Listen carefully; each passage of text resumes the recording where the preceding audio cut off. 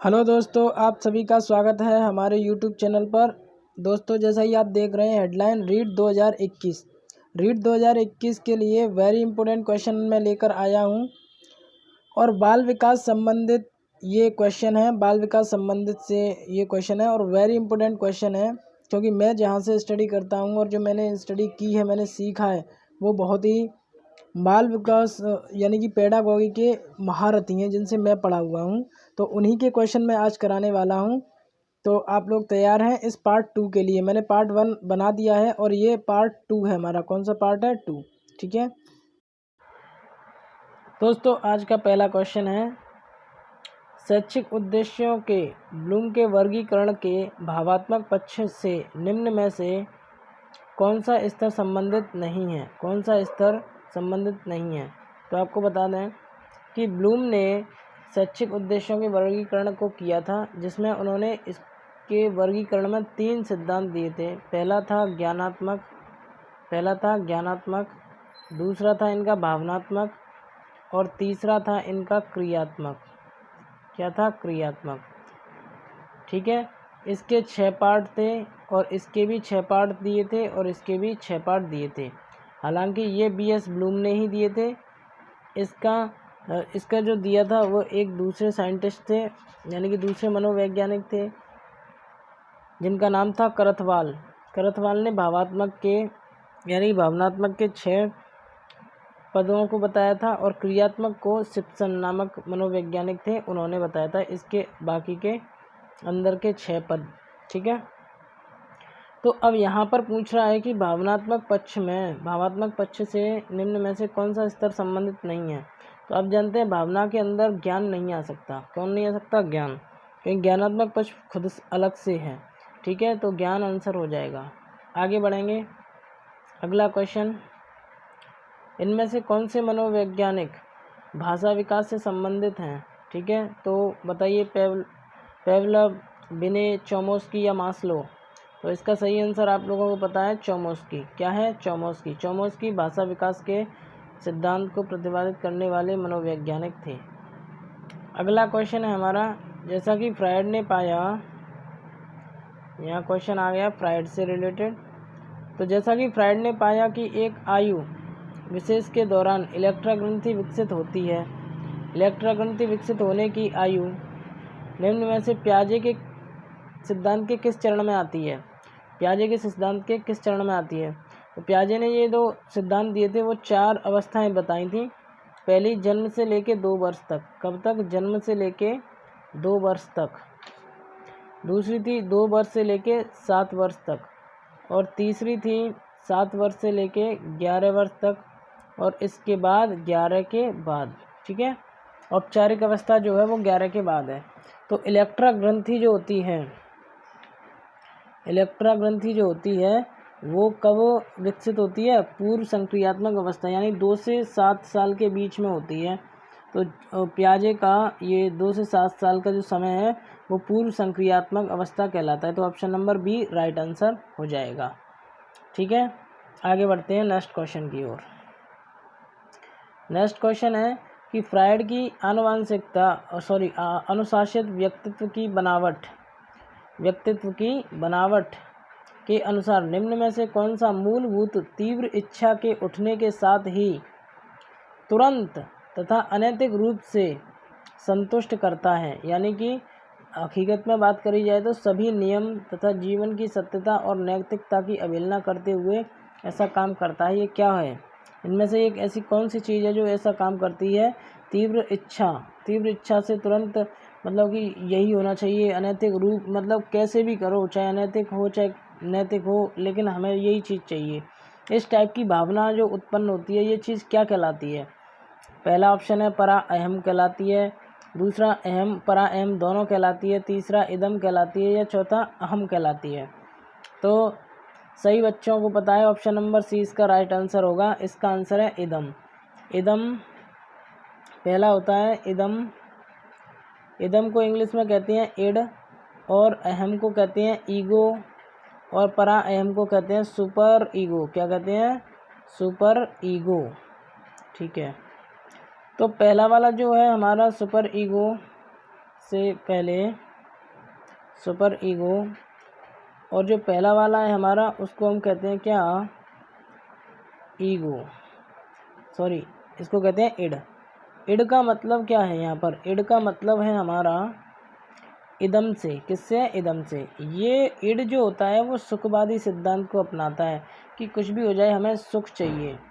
कोई भी बच्चा है, बच्चा बुद्धि का इंसान है, वो अपने सुख के लिए दूसरे के बारे में कुछ नहीं सोचेगा, दूसरे को तकलीफ़ हो रही है होने दो, हमें सुख चाहिए।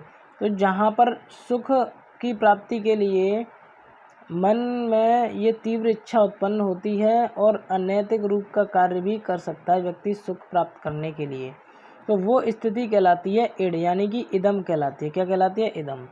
दूसरे नंबर पर आता है ईगो। ईगो में जो आदमी होता है या व्यक्ति है, उसका जो विचार है वो विचार वास्तविकता से जुड़ जाता है कि वास्तव में ऐसा करना ठीक है या नहीं है, वास्तविकता जानने लग जाता है। तो वास्तविकता होने पर जो स्थिति आती है उसको हम ईगो कहेंगे या कहेंगे अहम। क्या कहेंगे हिंदी में, अहम। इसके बाद आता है सुपर ईगो। सुपर ईगो में आदर्शवादी बातें होने लग जाती हैं, यानी कि यहाँ पर हम पहले इदम में हम सुख के पीछे भाग रहे थे, उसके बाद हम वास्तविकता में आ गए कि ये करना सही है या नहीं, ये किसने बता दिया, ईगो ने। उसके बाद ये ऐसा काम किया जाना चाहिए या नहीं किया जाना चाहिए, कौन सा काम होना चाहिए या नहीं होना चाहिए, इसके ऊपर जो थ्योरी है, जो आदर्श है, वो किसके अंदर आ जाएगा, सुपर ईगो के अंदर आएगा, यानी कि परा अहम के अंदर आएगा सुपर ईगो। ठीक है, तो सुपर ईगो यानी परा अहम की स्थिति में व्यक्ति आदर्शवादी बातें करने लगता है, आदर्शवादी स्वभाव बन जाता है व्यक्ति का परा अहम के अंदर। ठीक है, हर चीज़ के ऊपर आदर्शता छा जाती है। ठीक है, आगे बढ़ेंगे। अगला है हमारा कि अधिगम अनुभव और प्रशिक्षण के परिणाम स्वरूप व्यवहार में परिवर्तन है। यह कथन किसके द्वारा दिया गया था, तो गेट्स व अन्य के द्वारा, मॉर्गन या गिलेलैंड के द्वारा, स्किनर के द्वारा या क्रॉनबेक के द्वारा। तो सही आंसर है क्रॉनबेक के द्वारा दिया गया था। ये जो सिद्धांत है कि अधिगम अनुभव और प्रशिक्षण के परिणाम स्वरूप व्यवहार में जो परिवर्तन है उसके कारण होता है, तो क्रॉनबेक के द्वारा दिया गया था। नेक्स्ट है हमारा, निम्न में से कौन सा शिक्षण का स्तर नहीं है। शिक्षण का स्तर स्मृति नहीं है, बोध नहीं है, चिंतन नहीं है या वर्णन नहीं है। तो असली आंसर है इसका कि वर्णन जो है वो शिक्षण का स्तर नहीं है, वर्णन जो है शिक्षण का स्तर नहीं है। इस शिक्षण विधि में हम लोग चिंतन करते हैं, अवबोध करते हैं, यानी समझते हैं, चीज़ों को समझने के पहले उसको स्मृति में अपनी मेमोरी में डालते हैं, मेमोरी से निकालते हैं ये सारी चीज़ें। अगला, क्षेत्र सिद्धांत निम्न में से किस वर्ग का सिद्धांत है। क्षेत्र सिद्धांत व्यवहारवादियों का, संरचनावादियों का, मनोविश्लेषकों का या गेस्टाल्टवादियों का। तो सही आंसर है गेस्टाल्टवादियों का। किनका है, गेस्टाल्टवादियों का। ठीक है, अगला, शिक्षण अधिगम प्रक्रिया के दौरान छात्रों में अधिगम विकास हेतु अध्यापक को क्या करना चाहिए। छात्रों में अधिगम विकास हेतु अध्यापक को क्या करना चाहिए। श्यामकट का अधिकाधिक प्रयोग करना चाहिए, शिक्षण को रोचक बनाना चाहिए, कक्षा में विद्यार्थियों से प्रश्न पूछना या कक्षा कक्ष में प्रभुत्ववादी अनुशासन बनाना रखना। तो इसका सही आंसर क्या होगा बच्चों, बिल्कुल सही ऑप्शन होगा बी, ऑप्शन नंबर बी, कक्षा को रोचक बनाना। क्योंकि ये श्यामपट्ट का यानी कि ब्लैक बोर्ड का तो उपयोग करते ही हैं, समझ गए कि नहीं। ठीक है, तो अधिगम के विकास हेतु अध्यापक को क्लास को यानी कक्षा को रोचक बनाना ज़रूरी होगा। ठीक है, क्या बनाना ज़रूरी है, रोचक। ठीक है, आगे बढ़ते हैं नेक्स्ट क्वेश्चन की ओर। नेक्स्ट क्वेश्चन है, निम्नलिखित में से कौन सी शिक्षण अधिगम के लिए एक प्रभावशाली शिक्षण प्रणाली नहीं है। प्रभावशाली शिक्षण प्रणाली कौन सी नहीं है, ये हमें बताना है। तो देखते हैं कौन सी भैया प्रभावशाली नहीं है। पहली है दिए गए ज्ञान को दोहराने पर ध्यान केंद्रित करना। दूसरी है बच्चों को अंतर्दृष्टि के द्वारा अनुमान लगाने के लिए प्रोत्साहित करना। तीसरी है प्रयोग एवं पर्यवेक्षण संवाद और परिचर्चा। तो ये हमें बताना है कि कौन सी प्रभावशाली विधि नहीं है। तो पहला ही ऑप्शन आंसर आ जाएगा कि बार बार दोहराना। दोहराने का मतलब यहाँ पर रटने से है कि बच्चे को रटाना, ज्ञान को रटाना नहीं होता है। बाकी तीनों सही जाएंगे। ये ऐसा काम नहीं किया जाता, तो हमें नहीं का आंसर देना है, इसीलिए ऑप्शन नंबर ए सही है। अगला नेक्स्ट क्वेश्चन है, राष्ट्रीय पाठ्य चर्चा की रूपरेखा 2005 के अनुसार अधिगम अपने स्वभाव में कैसा है? सरल और सक्रिय है, यह सक्रिय और सरल है, सक्रिय सामाजिक है, निष्क्रिय सरल है, या निष्क्रिय सामाजिक है? तो सही आंसर है सक्रिय और सरल है, ऑप्शन नंबर ए। ठीक है, सक्रिय भी है और सरल भी है। अगला क्वेश्चन है हमारा कि क्रियात्मक अनुसंधान मौलिक अनुसंधान से भिन्न है क्योंकि। तो आपको बता दें बेटा कि जो अनुसंधान होते हैं वो दो तरह के होते हैं, एक होते हैं क्रियात्मक अनुसंधान और एक होते हैं मौलिक अनुसंधान। जो क्रियात्मक अनुसंधान है ये विद्यालयों वगैरह में किए जाते हैं, विद्यालय एजेंसी वगैरह, और ये मौलिक सिद्धांत जो है वो साइंटिस्टों यानी साइंटिस्टों के द्वारा किए जाते हैं। यहाँ पर जो ग्रुप में कॉलेजों में वगैरह, कॉलेज आदि में, स्कूल में, कॉलेजों में जो होते हैं वो क्रियात्मक होते हैं। क्रियात्मक अनुसंधान में जो होता है कि अध्यापक, शैक्षिक प्रबंधकों एवं प्रशासकों द्वारा किया जाता है, यानी अध्यापक के लोगों के द्वारा ही किया जाता है। ठीक है, तो यही ऑप्शन सही हो जाएगा। अगला नेक्स्ट क्वेश्चन, बच्चे की वृद्धि मुख्यतः संबंधित है। बच्चे की जो वृद्धि है वो किससे संबंधित है? मुख्य रूप से। यहाँ पर वर्ड लिखा हुआ है मुख्य रूप से। वृद्धि सभी चीज़ों की होती है, लेकिन यहाँ पर मुख्य रूप से बच्चे की वृद्धि पूछी है। तो बच्चे में शारीरिक विकास से, सामाजिक विकास से, भावनात्मक विकास से, या नैतिक विकास से? सही आंसर आ जाएगा, बच्चे की जो वृद्धि है वो हमारी शारीरिक विकास से संबंधित है। किससे संबंधित है? शारीरिक विकास से।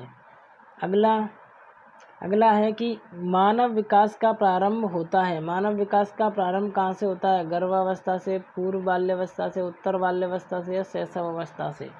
तो आप लोग जानते हैं कि मानव का जो प्रारंभ है वो कहाँ से होगा कि भैया गर्भावस्था से ही तो मानव का प्रारंभ होगा। तो मानव विकास प्रारंभ होता है गर्भावस्था से, सही आंसर। अगला क्वेश्चन है कि संविधान के किस अनुच्छेद में शिक्षा एक मौलिक अधिकार बन गई है? तो बिल्कुल सही बात है, ऑप्शन नंबर ए 86वें संविधान संशोधन के अनुसार शिक्षा एक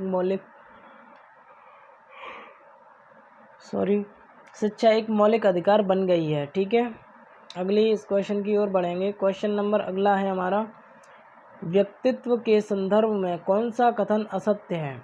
असत्य कथन बताना है। तो ए, व्यक्ति अपूर्व और विशिष्ट होता है। व्यक्ति वंशानुक्रम और वातावरण की संयुक्त उपज है। अगला, व्यक्तित्व व्यक्ति के अर्धचेतन और अचेतन व्यवहार तक फैला रहता है। व्यक्तित्व व्यक्ति के केवल बाहरी रूप तक फैला हुआ है, यानी कि सीमित है। तो option number D is the right answer है कि व्यक्तित्व केवल इतना ही नहीं है कि बाहरी तक ही सीमित रहे। व्यक्तित्व आप वैसे व्यापक रूप से मतलब कि बहुत बड़ा होता है, तो इसलिए ऑप्शन नंबर डी क्या हो जाएगा? सही हो जाएगा, केवल सीमित नहीं है बाहरी रूप तक। अगला क्वेश्चन है हमारा, अच्छा क्वेश्चन है, विचारों के आधार पर व्यक्तित्व का विभाजन 3 भागों में किसने किया? व्यक्तित्व का विभाजन 3 भागों में किसने किया? सही आंसर आप में से कौन बताएगा? बिल्कुल सही आंसर है थॉर्नडाइक। व्यक्तित्व विभाजन का काम विचारों के आधार पर किसने किया है? थॉर्नडाइक ने किया है। अगला क्वेश्चन आता है हमारा कि कौन सी शिक्षण विधि प्रजातांत्रिक नहीं है?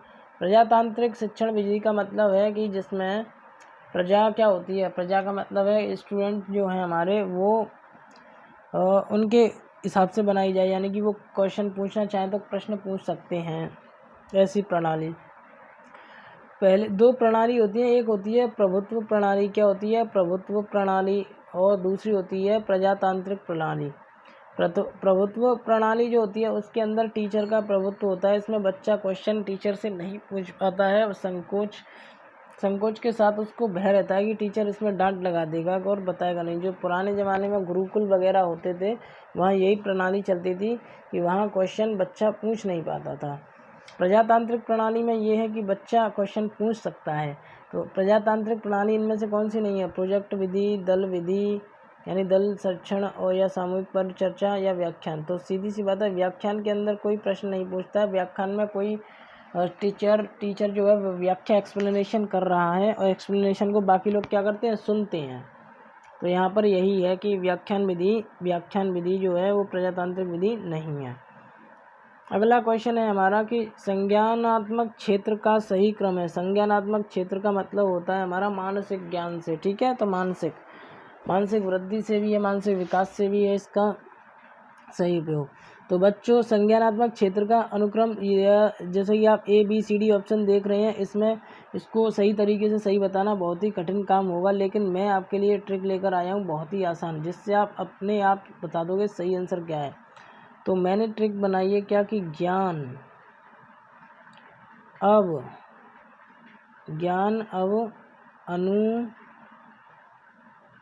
अनुविषम, ज्ञान अब अनुविषम, ठीक है, अनुविषम। इस तरीके से ये लाइन आप याद रखें कि ज्ञान अब अनुविषम हो गई है। तो भैया ज्ञान अब अनुविषम से हमारा क्या आशय है?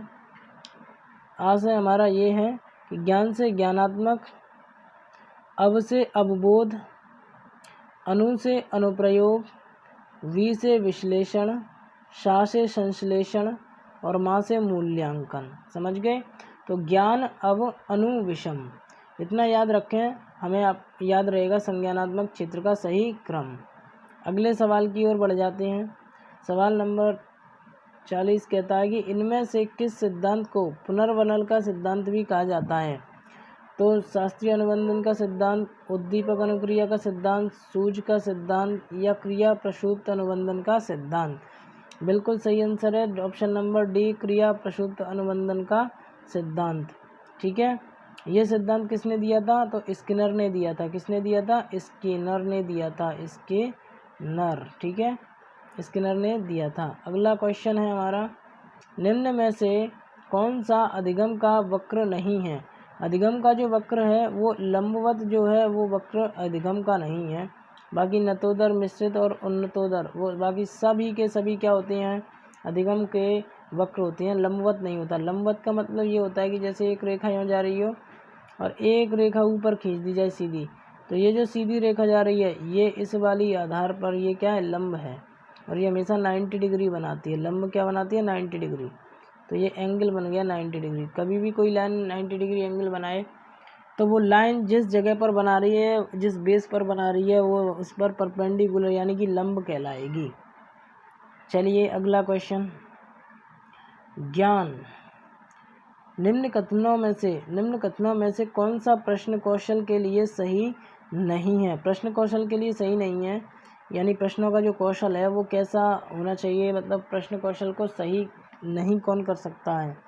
उत्साहवर्धक तरीकों का प्रयोग करना बिल्कुल सही करना चाहिए।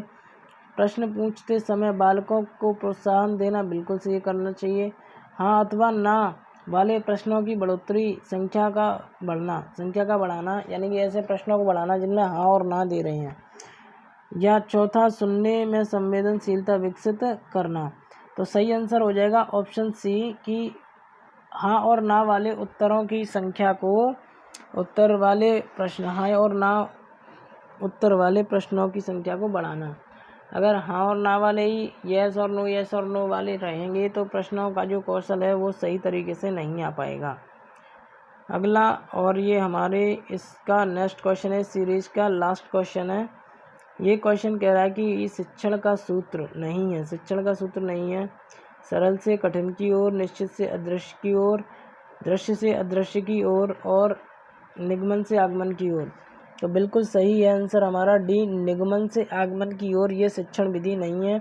बाकी पढ़ाया जाता है सरल से कठिन की ओर, यानी बच्चे को बिल्कुल सरल चीज़ें स्टार्ट कराते हैं। जैसे सबसे पहले हम उसको ABCD अल्फ़ाबेट सिखाते हैं, 1 2 3 4 1 2 3 सिखाते हैं, तभी तो वो आगे चल के सीख पाता है वर्ड बनाना, यानी कि शब्द बनाना।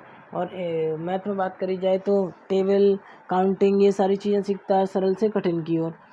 अनिश्चित से निश्चित की ओर भी चलते हैं, यानी कि जब आगे चल के सोच कल्पनाशील बातें होती हैं तो उसमें अनिश्चित से निश्चित की ओर जाना होता है। यानी कि एक्स मान के हम क्या करते हैं, कोई वैल्यू निश्चित निकालते हैं उसकी, ठीक है। और दृश्य से अदृश्य की ओर भी रहता है, ठीक है। यानी कि हमारे पास है और उसको अदृश्य रूप से बताना है कि ऐसा कैसे हुआ। तो इस टाइप के विधियां हैं, लेकिन ये निगमन से आगमन की ओर नहीं चलते, बल्कि आगमन से निगमन पे चलते हैं, उल्टा होता है।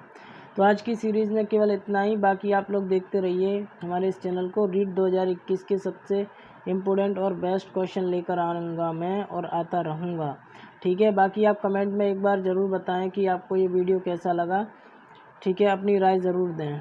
धन्यवाद।